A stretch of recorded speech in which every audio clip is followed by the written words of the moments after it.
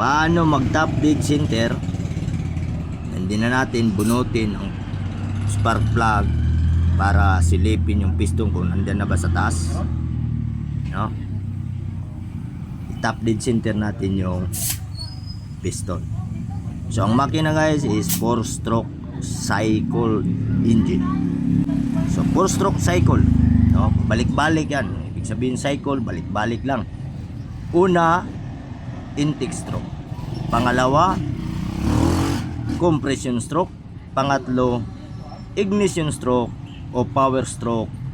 Pang-apat, exhaust stroke.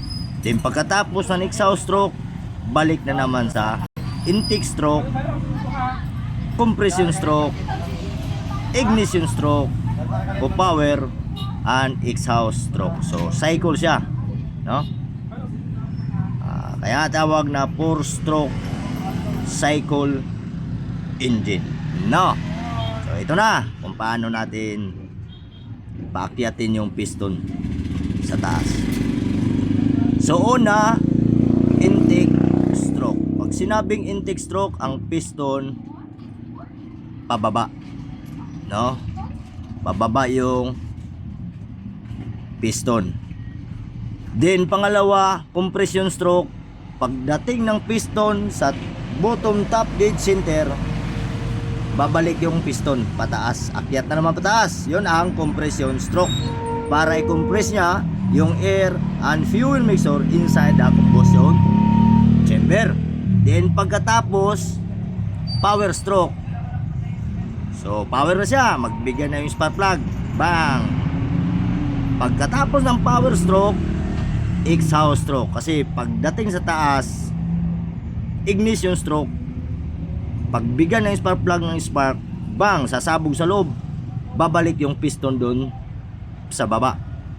Then pagbalik ng piston, yun na ang exhaust stroke. Ilabas na yung burn gases. So ganyan lang. Sige boy, ikotin mo. Ganito lang ha.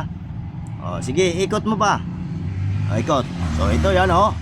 So ang ibig sabihin niyan guys is exhaust stroke, kasi bumaba yung barbula. Ayan oh, pababa yung barbula o exhaust oh, para lumabas yung tawag nilang tatambutso ba, burn gases.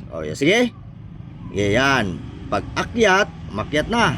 So umpisa na naman yung balik. Sige, ulit. Sige boy, ikot. Yan, ikot. Yan oh. So exhaust na yan guys.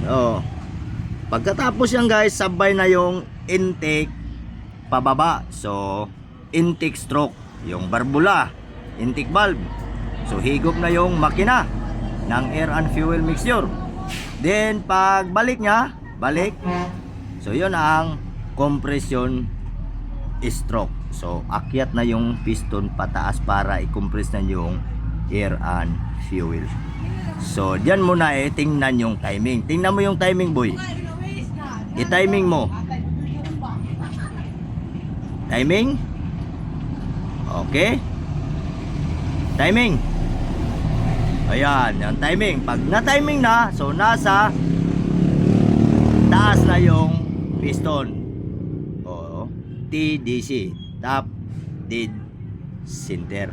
So open na yan guys ha. Ayan oh, may clearance na yung rocker arm. So sarado yung intake stroke, intake valve, intake stroke, sorry. Sarado na yung intake valve, then sarado din yung exhaust valve. Tingnan mo, di ba?